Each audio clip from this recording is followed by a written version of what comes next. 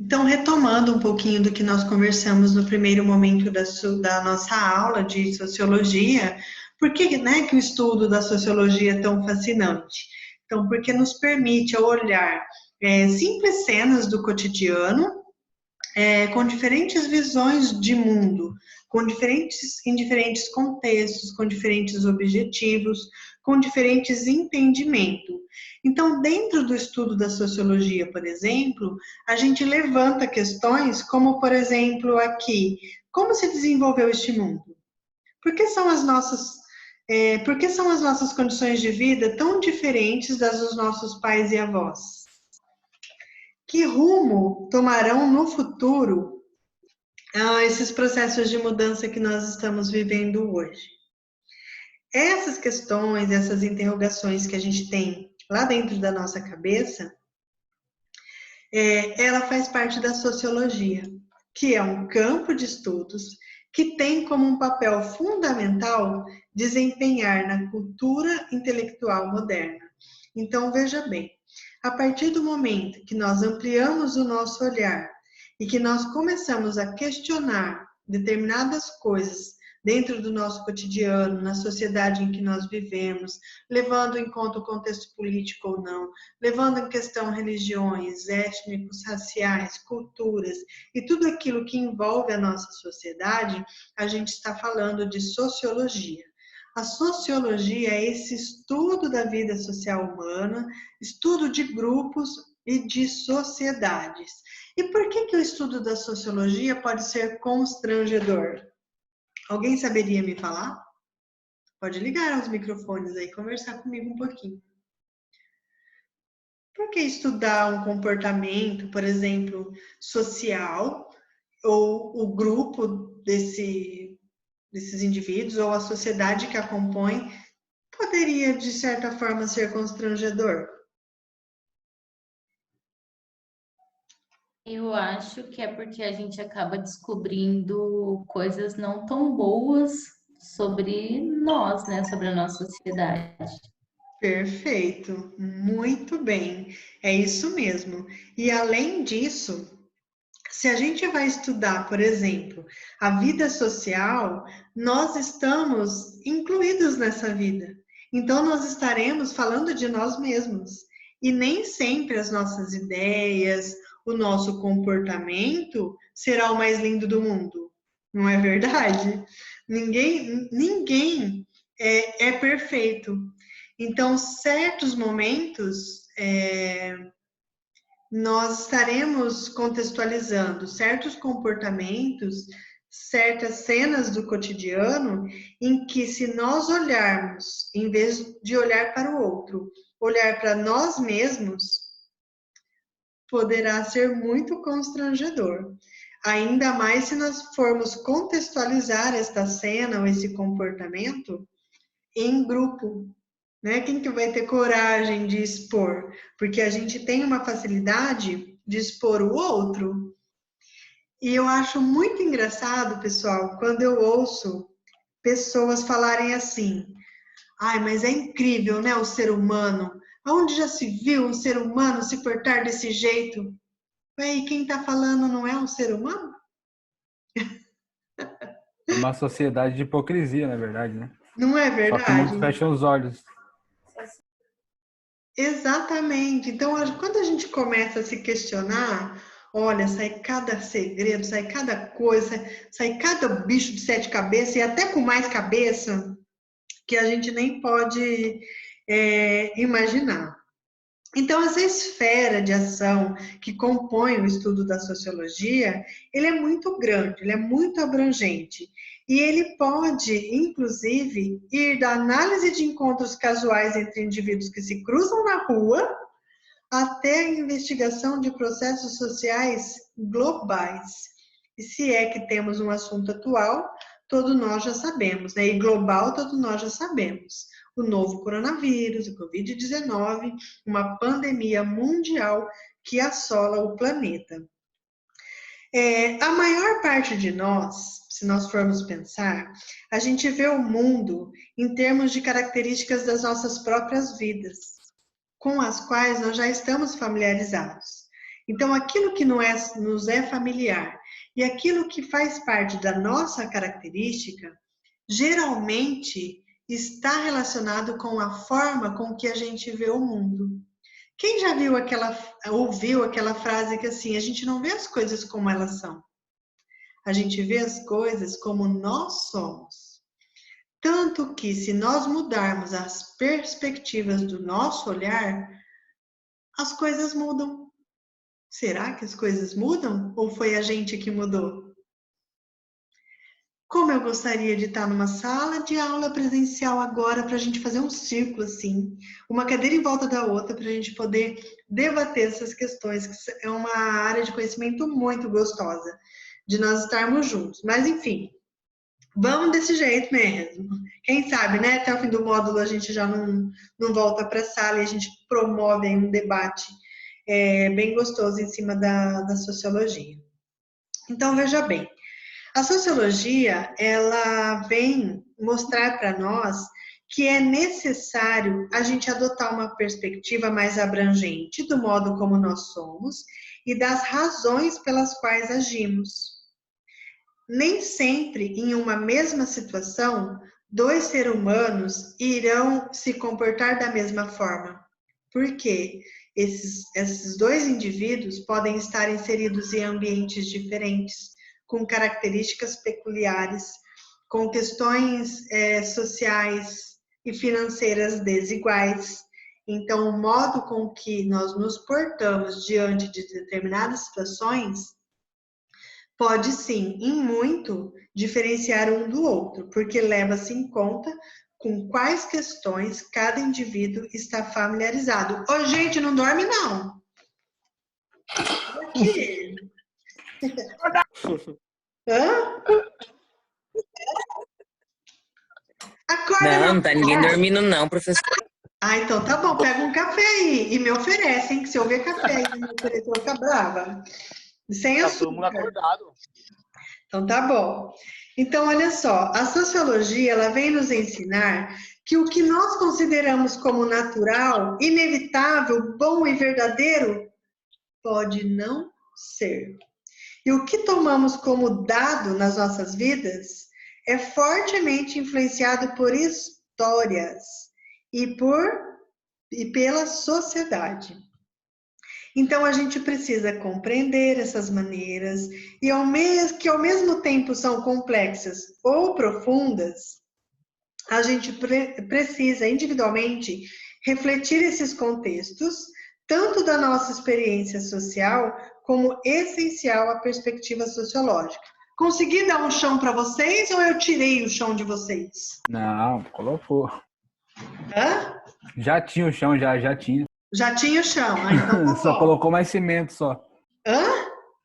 Só colocou mais cimento, só. Opa, então vamos lá, vamos cimentar junto esse chão aí. A gente precisa, a sociologia, ela permite que nós, enquanto indivíduos, a gente desenvolva uma perspectiva sociológica. Bom, se a gente sabe já que a sociologia é o estudo da vida social humana, de grupos e sociedades, como que eu vou desenvolver uma perspectiva neste chão, neste contexto? Então, se a gente for pensar, por exemplo, em como que é, né, o sociólogo, como que a gente vê o sociólogo? O sociólogo, ele é alguém capaz de se libertar do quadro das suas circunstâncias pessoais e pensar as coisas num contexto mais abrangente. Então, é aquela pessoa que sai de dentro da sua caixa.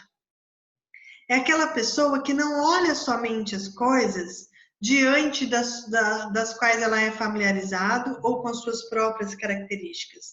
Ela consegue ampliar esse olhar em um contexto mais abrangente. Claro que nós não estamos formando um sociólogo aqui, mas é importante que vocês saibam desenvolver essa perspectiva. Por quê?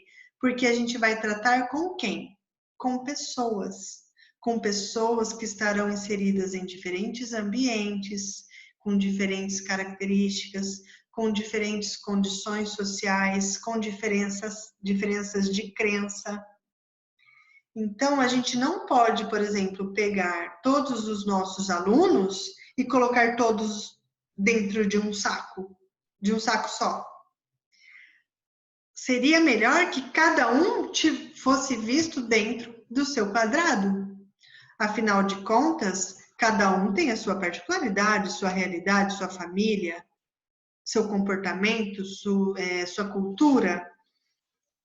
Mas será que isso é possível dentro da escola, para quem é licenciatura? Será que isso é possível dentro de uma sociedade, falando agora para o bacharel? Então, nós não seremos sociólogos, mas a gente precisa desenvolver a imaginação sociológica. E a imaginação sociológica está inserida no contexto de aprender a pensar sociologicamente. Por outras palavras, seria mais ou menos você cultivar a sua imaginação. Não pode ser, por exemplo, assim, pessoal, simplesmente você não é um acúmulo de conhecimento, sabe? Ler livros, acumular conhecimento. Não é só isso. Uma pessoa que tem a imaginação sociológica, ela é capaz de se libertar do quadro das suas circunstâncias pessoais e pensar as coisas num contexto maior, mais abrangente. Quando a gente fala em considerar além das circunstâncias pessoais, a gente fala de imaginação sociológica. Então, essa imaginação, pessoal, ela implica, acima de tudo, nós nos abstrairmos das rotinas familiares da vida cotidiana, de maneira a poder olhá-la de forma diferente. Tenha em consideração, por exemplo, os simples atos de beber um café. Quem gosta de café aqui? Eu gosto. Oba, quem mais? Eu também gosto. Melhor bebida que existe pra mim. Também, professora, eu tomo café até de noite. Ah, meu Deus, não tira o sono, não? Não. Oh, meu Deus, o meu também não. Já tá viciado, tanto que não faz nem sentido mais. Tomar café para não dormir. Ah, tá. Tomo uma xícara dentro e durmo. Faz E assim. dorme. Exatamente. A hora que chega da faculdade, toma um café e vai dormir. Mas olha que coisa boa, quentinho. Ah, é bom demais. Ah, se eu não tomar café à noite aí, eu não durmo. Aí, ó, tá vendo? Para uns faz efeito, para outros não fazem mais efeito. Ou nunca fez, né? Não é nem questão de vício. E aí, pessoal, por que eu tomei café? Não, não é isso que eu... Por que eu tomei como exemplo o café, né? Porque do ponto de vista sociológico, acerca de um comportamento que, de forma ou outra, é tão desinteressante como, por exemplo, tomar café, do ponto de vista sociológico, a gente tem um universo imenso para discutir em torno do comportamento de se tomar um café. Por exemplo, a gente pode considerar que vou dar uma viajada agora, gente. Então, vocês viajem aí comigo, tá bom? Mundo fantástico de Bob, mas não é de Bob, é da educação física. Olha só. E se a gente notar que o café não é meramente uma bebida? Pode ser, por exemplo, enquanto que parte das nossas atividades sociais cotidianas possua um valor simbólico. Então, o ritual que está associado ao simples ato de tomar café é frequentemente muito mais importante do que o consumo do café propriamente dito. Porque, por exemplo, quando eu combino de tomar café, por exemplo, com a minha prima, que ela é pedagoga, ela é professora também atua pelo município aqui de Londrina, e eu gosto muito de conversar com ela e ela comigo. Então, a gente sempre combina o quê? De tomar o café. Mas, quando duas pessoas que combinam de se encontrar para tomar um café, elas estarão mais interessadas, provavelmente, em estarem juntas e conversarem, mais do que beber, de fato, o café. Quantas desculpas? Eu tô com uma vontade de tomar um café, vamos em tal lugar. Agora não dá para ir em lugar nenhum, né? Nem negar do outro, o café é online agora. Mas quantas vezes a gente usa o café, não como bebida, mas como uma desculpa para se encontrar. Olha o que é a sociologia, gente. É uma coisa de doido. Não enlouquece não, hein? Vem comigo. Vem comigo que a gente vai chegar no chão, no concreto que a gente está construindo. Em todas as sociedades, por exemplo, o beber e o comer proporcionam o quê? Ocasiões de interação social. E isso faz com que a gente desempenhe certos rituais. E esses rituais é muito contextualizado e vira tema rico para o estudo da sociologia. E se a gente ver o café, por exemplo, como uma droga? Ué, ele não tem cafeína, que exerce no cérebro um efeito estimulante? Tem gente que não dorme aí se tomar café.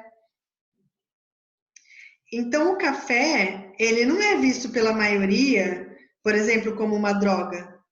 Mas, tal como o álcool, é uma droga socialmente aceitável. Enquanto que um chazinho, por exemplo, não é. Mas há sociedades que permitem o consumo de chá, mas também permite o consumo da cocaína, que é tanto desaprovada como o café e como o álcool. E os sociólogos, pessoal, eles estão interessados justamente nessas razões pelos quais esses contrastes se colocam presentes na nossa sociedade. Um terceiro ponto. O indivíduo que bebe uma xícara de café, ele está envolvido numa complicada rede de relações sociais e econômicas, de dimensão internacional, tá? O café é um produto que liga pessoas de algumas partes mais ricas, elitizadas da sociedade, mas também as mais pobres do planeta. Afinal de contas, quando a gente chega na casa de um brasileiro, o que a gente ouve? Você aceita um café? Gostaria de entrar para tomar uma xícara de café. Ai, não seria muito incômodo?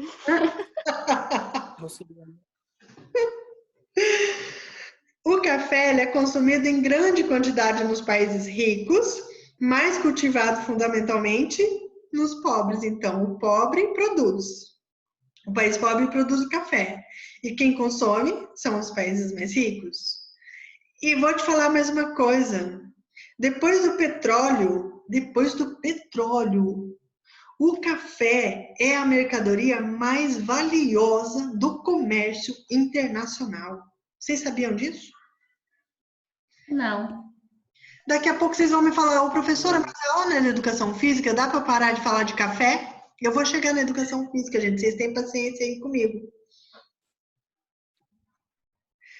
A produção, o transporte, a distribuição do café implica transações constantes que envolvem pessoas a milhares de quilômetros. Gente, eu tô vendo vocês tomar café e lembrar de tudo isso que eu tô falando. Estudar todos esses contextos que eu tô colocando aqui, tem muito mais, viu, gente, sobre o café. Mas não vou contar tudo hoje, não. Senão vocês vão enjoar de café, tanto eu falar. Estudar essas questões que eu coloquei aqui é uma tarefa muito importante para a sociologia, na medida em que muitos aspectos das nossas vidas são hoje afetadas por influências sociais e comunicações, inclusive a nível mundial. E por falar em comunicação, né, pessoal? Uma coisa que está bem difícil hoje em dia. A gente tem uma mídia que faz uma comunicação limpa, pura e transparente. Vocês já fizeram a comparação de assistir, eu juro que eu não vou citar nome, eu juro que eu não vou citar nome, eu juro que eu não vou citar nome, mas vocês já fizeram, por exemplo, o exercício de assistir o jornal do mesmo dia, vamos por hoje. Você pega hoje e assiste o jornal X. E aí você pega o jornal Y do mesmo dia, que são as mesmas matérias, os mesmos assuntos, mas vocês já perceberam como as diferentes redes jornalísticas transmitem o conteúdo de uma forma muito diferente? Umas mais tendenciosas ideologicamente, outras mais neutras, mas puxa um pouquinho para o outro lado, e outra que promove, por exemplo, o debate e deixa com que você tome a decisão do que poderia ser certo e errado, ou politicamente correto ou politicamente errado. Vocês já fizeram esse teste? Precisa fazer, porque isso ajuda muito. Ah, professora, Oi? a Globo é PT roxa. Aí eu falei que eu não ia falar Desde nome. quando? Não, você falou que não ia falar, mas eu não falei nada. Ah, não, você pode, vai. Pode Sim, falar. mas a Globo derrubou a Dilma, gente. Ah, mas Não vai lá vamos ver entrar agora a nesse Globo. assunto. Ela é contra o Bolsonaro no último. Não, ela não é PT, ela é contra o Bolsonaro, é diferente. Olha só, Falar de um café que é debate melhor. sociológico numa aula virtual. Pensa a professora mais feliz do mundo. As tretas políticas aí. Ela é a favor do que convém para ela. Exatamente, cada momento ela tá de um lado.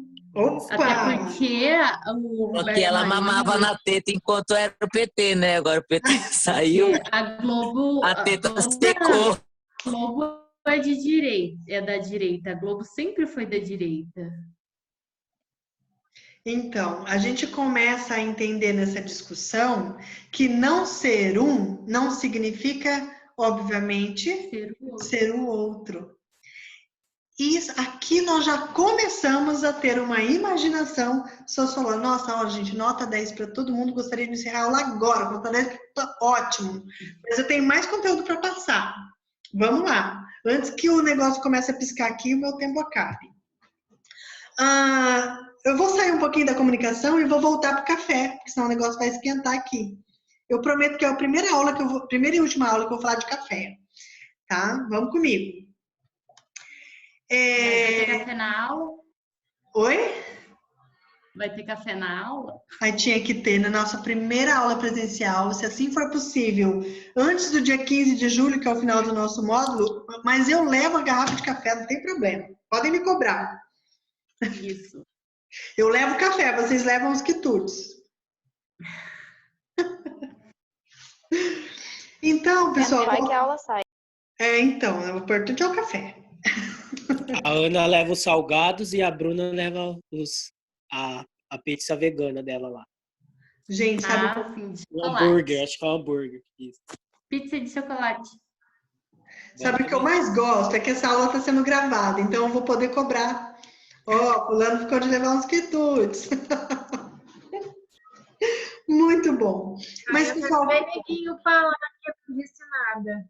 Exatamente. Já vou dar uma tarefa para cada um aqui, ó. A Ebony leva um bolo recheado, a Bruna Lopes leva umas bolachinhas com goiabada, a Bruna aqui leva uns brigadeiros, a Miriam leva uns pãezinhos com queijo, aí, ó, já... Ixi, cada um leva uma coisa, fica Já deu desesperado. fome. Eu levo bolo de chocolate, porque eu aprendi a fazer. Ah lá, a Vanessa tá Só quietinha, porque acha eu que não não vai gosto de ganhar nada para brigadeiro, tem que levar trazer. Né? brigadeiro. Aí. Tudo gravado. Quem sabe, né, gente? Bom, mas por que eu entrei na questão da comunicação? Porque a gente vê, por exemplo, hoje um líder governamental que mal sabe se comunicar com o povo, ou com a mídia, ou com os seus ministros. Isso é um fato. Independente da minha concepção ideológica, que vocês não vão descobrir qual é, pelo menos por enquanto, independente dele ser bom, dele ser ruim, dele estar agindo certo, dele estar agindo errado, eu não vou fazer esse julgamento neste momento, mas, de fato, é uma pessoa que não tem a comunicação como algo, ele não domina, né, a questão da comunicação. E assim como o café, nós podemos contextualizar a questão da comunicação em diferentes contextos da sociedade. Como o atual está sendo inclusive, muito mal interpretado às vezes, e outras muito bem interpretadas, porque o que não é filtrado para os outros nem sempre deve ser filtrado para si próprio. Então, há toda uma questão aí que a gente pode contextualizar. Mas, voltando à questão do café, sabendo que agora ele é um produto valioso no comércio internacional, ao simplesmente tomar uma xícara de café, a gente pode, inclusive, identificar diferentes opções de estilo de vida. Tem gente que só toma o café... Opa, travou aqui. Estão me ouvindo? Sim. Não. Travou para mim, peraí.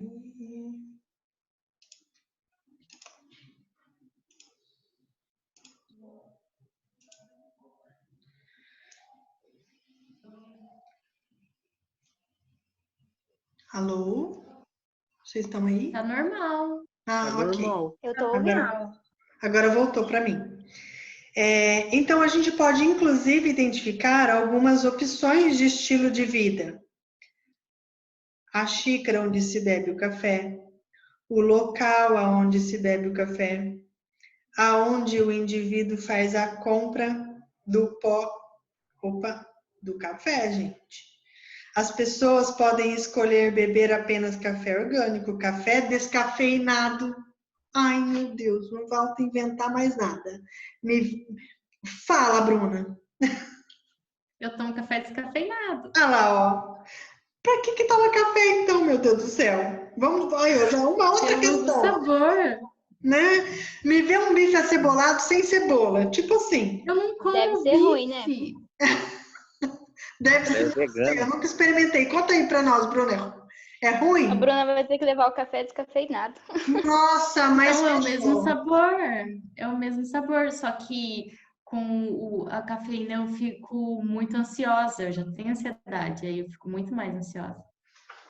Tá vendo, gente? No nosso encontro presencial teremos café descafeinado levado pela Bruna. O meu vai ser pura cafeína, pode esperar.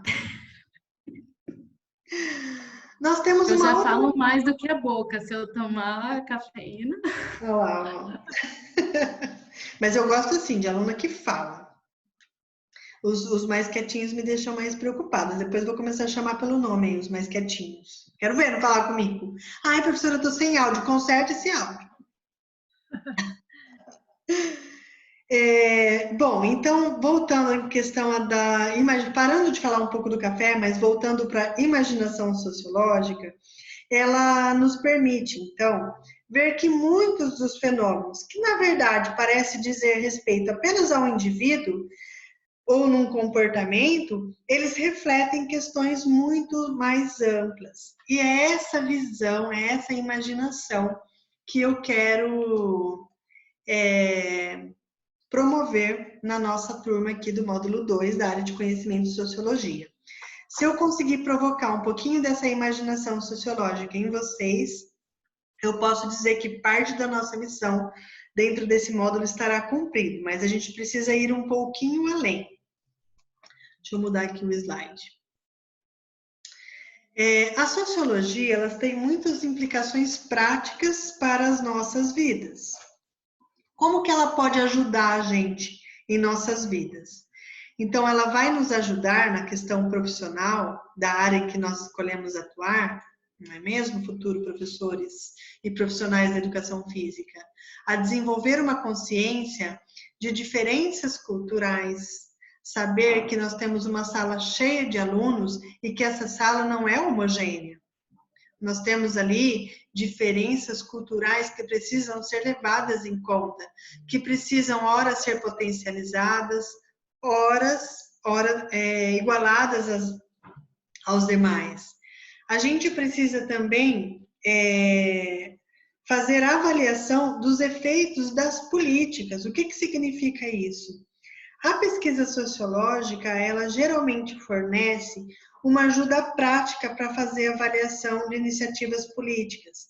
Então, por exemplo, reformas práticas, políticas públicas, a implementação de projetos, muitas vezes idealizadas por professores de educação física, para fomentar ou promover a saúde no seu entorno, onde ele vive ou onde ele trabalha.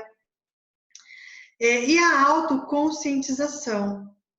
Em alguns aspectos, a autoconsciencialização é a mais importante, porque quanto mais sabemos acerca das razões pelas quais nós agimos e como funciona, seja de uma forma particular ou global, tanto a nossa sociedade como a nós mesmos, é mais provável que sejamos capazes de influenciar o nosso futuro. Então, não adianta querer projetar um futuro melhor, ou um futuro mais próspero, ou um futuro mais confortável, se nós, ao menos, questionamos a nossa realidade. Para almejarmos um futuro melhor, nós precisamos compreender a nossa história, quem somos, de onde viemos, o que comemos, para onde vamos, tipo o Globo Repórter.